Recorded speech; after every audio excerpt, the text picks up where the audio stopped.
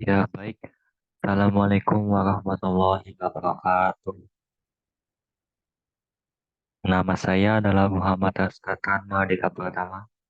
Saya adalah mahasiswa Universitas Nasional, jurusan Fakultas Ilmu Sosial dan Ilmu Politik, jurusan Administrasi Negara, ingin menyampaikan tentang tugas kedua manajemen logistik, apa saja yang saya mengerti.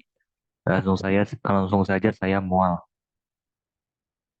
Langsung saja saya mulai.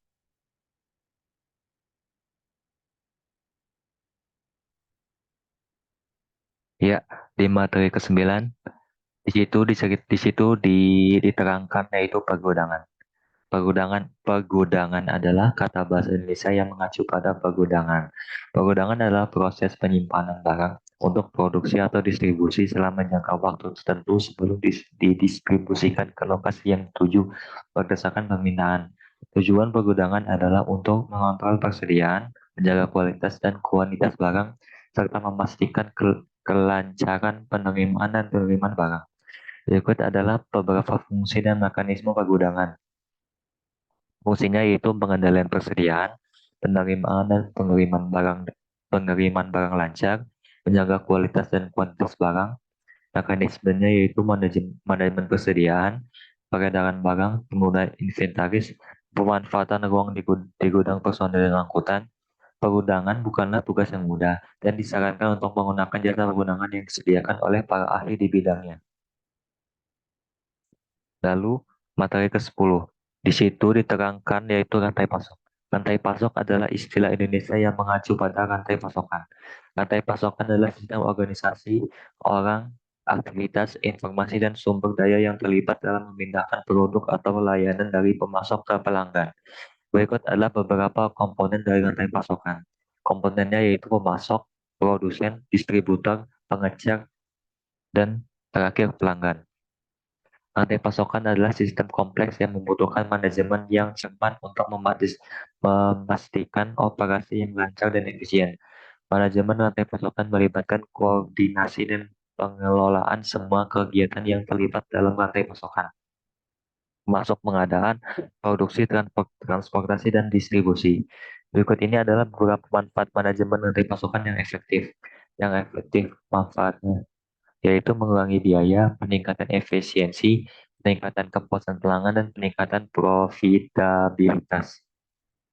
Manajemen rantai pasokan yang efektif memerlukan penggunaan teknologi dan analisis data untuk mengoptimalkan operasi dan meningkatkan pengambilan keputusan. Penting juga untuk memiliki komunikasi dan kolaborasi yang baik antara semua pihak yang terlibat dalam rantai pasokan untuk memastikan bahwa setiap orang bekerja menuju tujuan yang sama. Ya, lalu materi ke-11. Di situ diterangkan manajemen persediaan.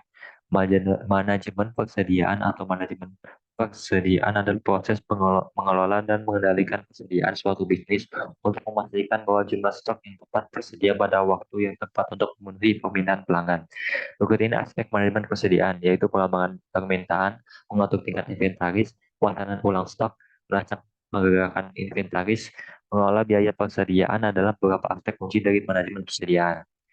Manajemen inventaris yang efektif sangat penting bagi bisnis untuk meminimalkan biaya dan memaksimalkan keuntungan. Ada beberapa metode manajemen inventaris yang dapat digunakan bisnis, termasuk manajemen just in time, kuantitas pesanan ekonomis, dan perencanaan kebutuhan material. Pilihan metode tergantung pada jenis bisnis dan sifat persediaannya. Selain itu, penting untuk memiliki komunikasi dan kolaborasi yang baik antara semua pihak yang terlibat dalam rantai pasok untuk memastikan persediaan dikelola secara efektif. Ini termasuk pemasok, produsen, distributor, pengecer, dan pelanggan. Dengan bekerjasama, bisnis dapat mengoptimalkan proses manajemen inventaris mereka dan meningkatkan kinerja rantai pasokan mereka secara keseluruhan. Materi ke-12 diterangkan optimalisasi rantai pasokan. Optimalisasi rantai pasokan adalah penyesuaian operasi rantai pasokan untuk memastikannya berada pada puncak efisiensinya. Pengoptimalan tersebut didasarkan pada indikator kinerja utama tertentu yang mencakup biaya operasional keseluruhan dan pengembangan inventaris perusahaan. Tujuannya adalah untuk menyediakan pelanggan dengan produk dengan total biaya serendah mungkin sambil mempertahankan margin keuntungan tertinggi. Untuk mencapai tujuan ini, manajer harus menyeimbangkan biaya yang dikeluarkan di bidang manufaktur, manajemen persediaan, transportasi dan pemenuhan harapan pelanggan. Mempertimbangkan betapa rumitnya pengoptimalan rantai pasokan yang terbaik adalah menangani proses bisnis ini sebagai aktivitas jangka panjang. Apa yang berhasil adalah perpaduan antara perubahan biaya dan layanan dari waktu ke waktu yang memperhitungkan variasi dalam biaya sumber daya, perubahan operator, demokrasi pelanggan, dan faktor lain yang memerlukan perusahaan terus-menerus. Mengoptimalkan rantai pasokan melibatkan penyempurnaan rantai pasokan untuk beroperasi sebaik mungkin dengan menemukan cara untuk menyelaraskan operasi, inventaris, pembelian, dan distribusi dengan lebih baik. Dari rantai pasokan manufaktur dan distribusi dengan meminimalkan biaya operasi termasuk biaya produksi, transportasi, dan distribusi, dan mengoptimalkan penempatan inventaris dalam rantai pasokan.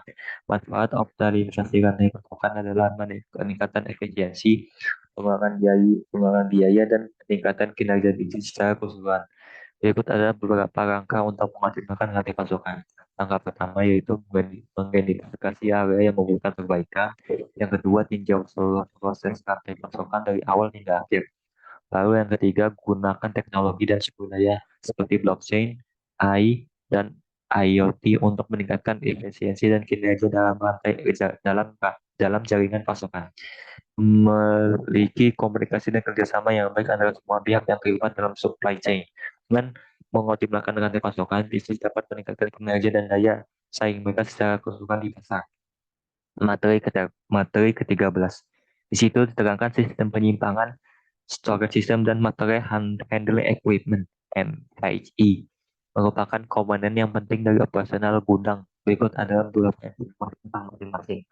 Sistem penyimpanan mengacu pada metode dan infrastruktur yang digunakan untuk menyimpan barang di gudang. Ini melibatkan pengorganisasian dan pengaturan barang dengan cara yang memaksimalkan pemanfaatan ruang dan memfasilitasi pengambilan dan manajemen inventaris yang efisien. Beberapa jenis sistem penyimpanan yang umum termasuk palet, sistem rak, mezanin, dan sistem penyimpanan dan pengambilan otomatis AS atau FF. Perbedaan sistem penyimpanan bergantung pada faktor-faktor seperti jenis barang, kesadaran kapasitas penyimpanan, kompatibilitas, dan pertimbangan anggaran. Material handling equipment, ya.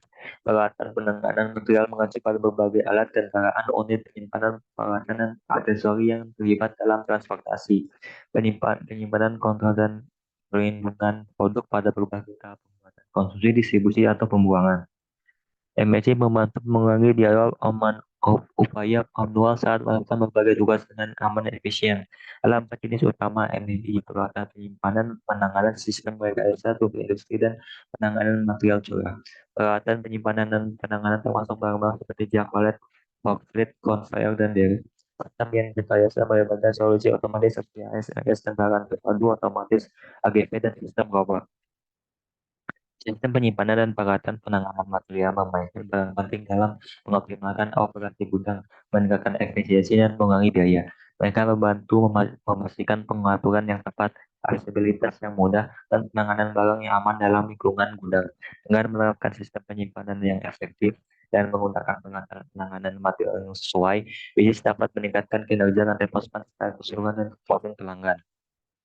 Lalu materi ke-14, di situ diterangkan transportasi logistik. Transportasi logistik atau transportasi logistik mengacu pada pergerakan barang dari suatu lokasi ke lain, dari dari satu lokasi ke lokasi lain sebagai bagian dari keseluruhan proses logistik. Ini adalah komponen penting dari rantai pasokan dan melibatkan fisik barang ke tujuan yang dituju. Transportasi logistik menjadi alat penggerak bagi kegiatan ekonomi di Indonesia dalam komponen sistem logistik. Peran penting transportasi logistik membuatnya menjadi kunci utama dalam kesuksesan setiap rantai logistik. Perbedaan lokasi produksi barang, penyimpanan bahan baku, lokasi penjual dan pembeli membuat transportasi logistik menjadi begitu sangat diperhatikan. Berikut ini adalah beberapa aspek kunci dari transportasi logistik. Aspeknya, moda transportasi utama dalam logistik adalah pengiriman dengan truk, kapal, kereta api, dan pesawat. Setiap moda transportasi memiliki manfaat yang unik dan pilihan moda bergantung pada perkembangan jenis barang, jarak, dan kecepatan dan biaya. Manajemen operasi ini melibatkan pengelolaan proses transportasi termasuk penjadwalan, kerutaan, dan pelacakan pengiriman. Organisasi kendaraan dan armada ini melibatkan pengelolaan kendaraan dan peralatan yang digunakan untuk transportasi, termasuk pemeliharaan, perbaikan, dan penggantian. Administrasi infrastruktur ini melibatkan pengelolaan infrastruktur yang digunakan untuk transportasi termasuk jalan, pelabuhan, bandara, dan kereta api. Transportasi logistik yang efektif sangat penting bagi bisnis untuk memenuhi permintaan pelanggan, mengurangi biaya, dan meningkatkan kinerja rantai pasokan secara keseluruhan. Dengan memilih moda transportasi yang tepat, mengoptimalkan manajemen operasi serta memelihara kendaraan dan infrastruktur, bisnis dapat meningkatkan kemampuan transportasi logistiknya dan meningkatkan daya saingnya di pasar. Demikian akhir dari presentasi saya tentang tugas 2 manajemen logistik. Saya Muhammad Raskakan, mohon undur diri. Mohon maaf jika saya terdapat terdapat kesalahan dalam menerangkan materi ini. Wassalamualaikum warahmatullahi wabarakatuh.